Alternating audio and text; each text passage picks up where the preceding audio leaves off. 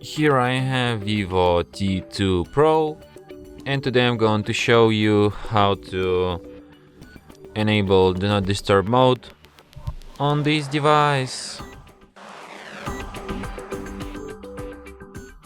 So to do this, firstly you should go to the upper bar, and here you can find the button Do Not Disturb. So by tap on it once you can switch this mode. By holding your finger on it you can access some of its settings. For example, you can add exceptions to this mode. Could be calls, could be messages.